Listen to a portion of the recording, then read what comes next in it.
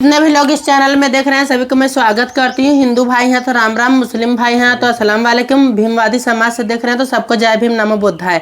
हाँ, आपका सवाल सही है भैया कि आप हमको महाकुंभ में देखे, वहाँ से प्रशासन के कुछ कर्मचारियों से मेरी बहसबाजी हुई। देखिए, अगर देखा जाए तो मैं एक महिला हूँ। मैं महाकुंभ में गई थी, मैं रेड कलर की साड़ी पहनी थी और ऐसे मतलब मॉडलिंग टाइप का मैं ब्लाउज वगैरह पहनी थी। तो वहाँ पे भीड़ बहुत ज़्यादा लगी थी, तो ऐसे रस्सी बांधा हुआ था और थोड़ा सा खाली था। मुझे चक्कर आ रहा था तो मैं सोची थोड़ा चल कर बैठ लेते हैं। तो आप लोग जान ही सकते हैं पुलिस वाले किस तरीके से बात करते हैं। उनके घर में माँ बहन बेटी नहीं होती हैं। हम कहीं के गंवार इंसान है, तुम हमको गाली दे के बात करोगे, हम तुमको छोड़ देंगे। वो सोचा कि कोई औरत है तो गाली दे देंगे, कुछ बोलेगी नहीं। आया हमको ऐसे पकड़ के ऐसे खींच लिया, ऐसे हमको पकड़ के खींच लिया। उसके बाद बोल रहा है कि यहाँ से हटो हटो हटो हटो, यहाँ से यहाँ की घुस गई। अरे बाप रे बाप, हमारा कोई समाज में इज्जत ही नहीं है, बात करने का तमीज नहीं है। वर्दी पहन लिया, वर्दी का इतना घमंड हो गया। तो हम जब कैमरा में चालू की हूँ कि ये भड़ुआ है, ये है, वो है, मैं भी बोली हूँ, मैंने अशब्द बोले हैं क्योंकि उससे पहले उन्होंने मुझे बोल दिया है, इसलिए मैं अशब्द बोली हूँ। तो मैं भी मेरा वीडियो बहुत ज़्यादा वायरल हुआ है, मैंने भी बोला है कि ये भड़ुआ है, ये है, वो है, मैंने फुल गाली दिया है। मैं इस वीडियो में नहीं बोल सकती हूँ क्योंकि ये वीडियो यूट्यूब पे जाएगा, गाइडलाइंस के खिलाफ है। मैंने उसमें बोला है पुलिस वाले हैं, बड़के पुलिस वाले हो गए हैं, प्यार से समझाना चाहिए, कोई बात करने का तरीका है। मैं भी उसमें बोली हूँ। जब मैं वीडियो बनाने लगी हूँ 10-12 पुलिस थी, सब भागे हैं। गलत तरीके से बात करोगे, गलत तरीके से पेश आओगे, वर्दी का नाजायज़ फ़ायदा उठाओगे, ये गलत बातें हैं। चलिए, हम ये एक चीज़ के लिए हम ये क्षमा चाहते हैं कि मैंने वीडियो बना के सोशल मीडिया पे डाला, ये मेरी गलती थी। लेकिन जब आप पढ़े लिखे इंसान हो के, एक वर्दी वाले इंसान हो के आप स्वयं ऐसा करोगे तो हम तो अनपढ़ गंवार हैं, हम तो हिजड़े हैं, हमारी तो कोई इज्जत नहीं है, हम तो समाज में तालियां बजा के कमाते खाते हैं। आप तो प्रोफेसर हो ना, आप तो स्पेशल हो, आप तो सरकारी नौकरी वाले हो, आप तो वर्दी वाले हो, तो आप इतना घटिया काम कैसे कर सकते हो? किसी महिला को, किसी जेंट्स पुरुष का अधिकार है टच करने का? यही सवाल है हमारा हमारे दर्शकों से। अक्सर देखा जाता है रंजना जी, आप विवाद में हमेशा घिरे रहती हैं, कोई ना कोई विवाद आपसे छिड़ी जाता है, जंग हो ही जाती है, चाहे महाकुंभ की बात करें और चाहे सोशल मीडिया जितने क्रिएटर हैं उनसे हो जाती है। अक्सर आप क्यों अपने आप को रोक नहीं पाती हैं? देखिए भैया, हम अगर कोई हमसे प्यार से बोलता है तो हम उससे प्यार से ही बोलते हैं। आज के डेट में सब लोग जानते होंगे, जो भी किन्नर लोग होते हैं ताली बजा के पैसे वसूलते हैं, नाच गा के खाते हैं, और हाँ, गरीबों को ऐंठते हैं, 10 की जगह 20 लेके जाते हैं। पर मैं ऐसा नहीं करती हूँ, मैं अपने खुद के मेहनत के दम पे कमाती खाती हूँ। मैं गई थी कुंभ में, अरे उधर नहीं जाना था तो प्यार से तो बोल सकता था कि बहन जी, बिटिया जी, छक्कवा रे, इधर नहीं जाना है, ऐसे भी तो बोल सकता था ना। कोई जरूरी था? माई बहन गरियाना जरूरी है? यानी गाली दे के, यानी ऐसे अशब्द आपको बोले गए कि ताकि आपको गुस्सा आ गया। अशब्द बोल के, अशब्द बोलने की बातें छोड़ो, मैं उतना भी कंट्रोल हो जाती। मेरा जबरदस्ती से हाथ पकड़ के झटका है खींच के, तब मैं गुस्से में बनाई हूँ। और उस समय का आप मेरा वीडियो देखेंगे, मेरे आंख में आंसू झलक रहा है। सच कभी छिपता नहीं है। मैं रोई हूँ, वहाँ बैठ के मैं रोने लगी थी, मैं वहाँ से उठ नहीं रही थी। मैं उतना सा वीडियो बना के इंस्टाग्राम पे मैं वीडियो डाली, मैं वहाँ बैठ के रोने लगी। उसके बाद जो पुलिस ने मेरे साथ बदतमीजी किया था, उस पुलिस वाले को भगा दिया जाता है, और जितने लोग थे सारे लोग आके माफ़ी मांगे हैं, जाने दीजिए दीदी गलती हो गया। यानी तब तक उन लोगों को, यानी जो वहाँ पे कर्मचारी होते हैं, उनको नहीं पता होता है कि आप एक किन्नर समुदाय से आती हैं जी। यानी वो महिला समझ के जो है आपसे बदतमीजी करते हैं, इतना बदतमीजी से बोले हैं, प्लस हाथ पकड़ के खींच दिया है। लेकिन वहाँ पे काफ़ी संख्या होती है, वो लोग भी ड्यूटी कर रहे होते, फ्रस्ट्रेट हो जाते हैं क्योंकि समझाने बुझाने में उनको भी दिक्कतें आती हैं, ऐसा कहीं विवाद हो ही जाता है। और हम आपको बता रहे हैं, जब मेरा बात हुआ, जब मैं गाली देने लगी थी तो एक औरत मेरे साथ में थी, वो साक्षात गवाह है, प्रूफ भी है। वो मुझे बोले, हे दीदी, हे बहनी, जायद बहनी, जायद बहनी। लेकिन मुझे भी गुस्सा लगा था, मैंने भी खूब उनको पेट भर के दिया, क्योंकि मुंह आपके पास नहीं, मुंह मेरे पास भी है। अधिकतर कहीं ना कहीं मैं देखती रहती हूँ, गलत इसी तरह से होता रहता है, कमजोरी के साथ ऐसे ही गलत होता है। रंजना जी हैं, महाकुंभ में क्या कुछ हुआ इन्होंने बताया, लेकिन अक्सर आप विवाद में क्यों घिर जाती हैं रंजना जी?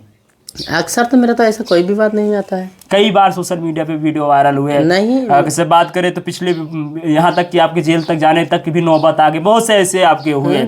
तो अब आप पॉइंट पे बात करते हैं, किन्नर को समाज जो लोग देखते हैं, नजरिया उनका अलग अलग होता है कि बदतमीजी कोई करता है और कोई पूछता है, आशीर्वाद लेता है। देखिए जैसा कि आपने हमको बताया था कि जेल तक भी जाने का नौबत आ गया था।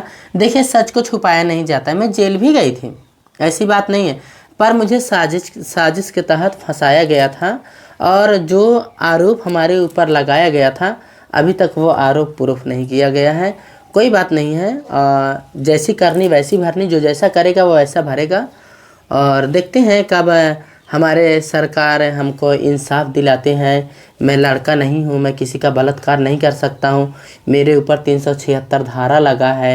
अब देखते हैं जो धाराएं लगी हैं कौन प्रूफ करता है, देखते हैं। तो समय समय की बात होती है। और आप क्या पूछे, आपको क्या सवाल था?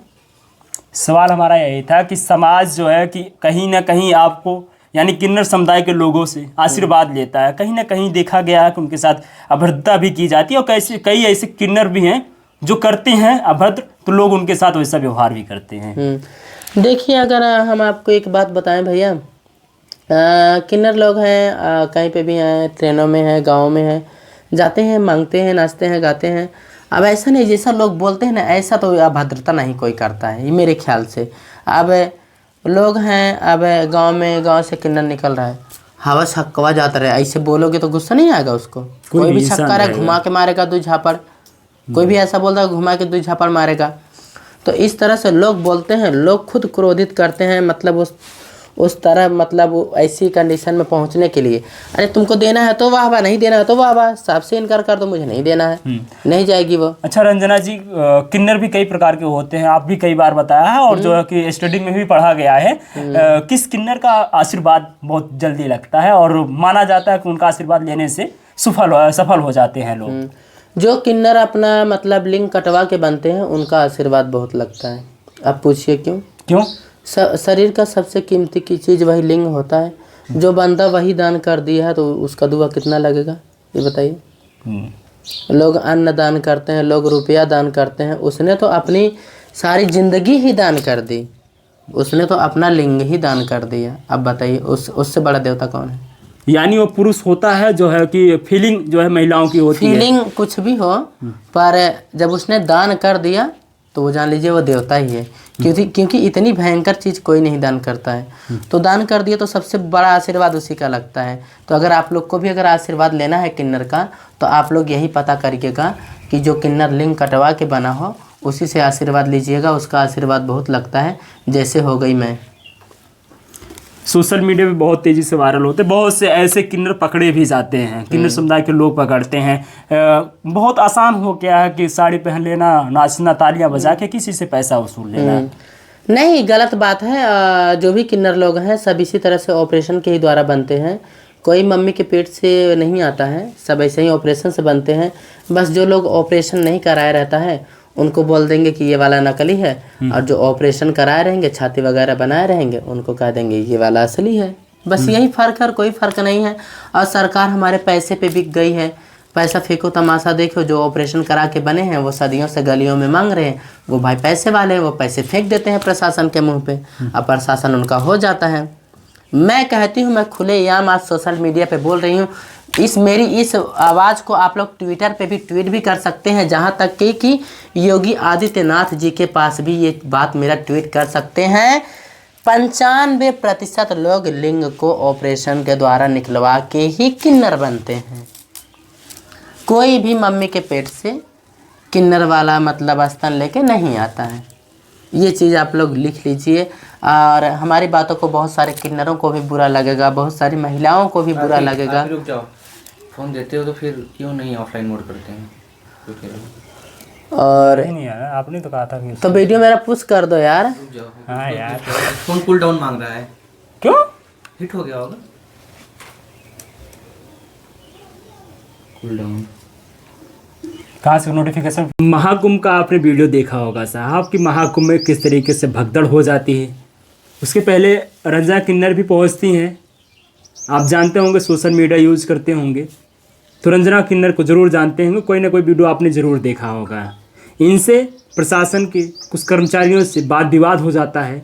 किस वजह से वाद विवाद होता है, आज इनसे बातचीत करेंगे कि आखिरकार महाकुंभ में लोग स्नान करने के लिए जाते हैं, पूजा पाठ करने के लिए जाते हैं, कि आखिर वहाँ पे पहुँचने के बाद इनके साथ क्या कुछ हो जाता है जो विवाद खड़ा हो जाता है। बहुत बहुत स्वागत है रंजना जी, कैसी हैं आप?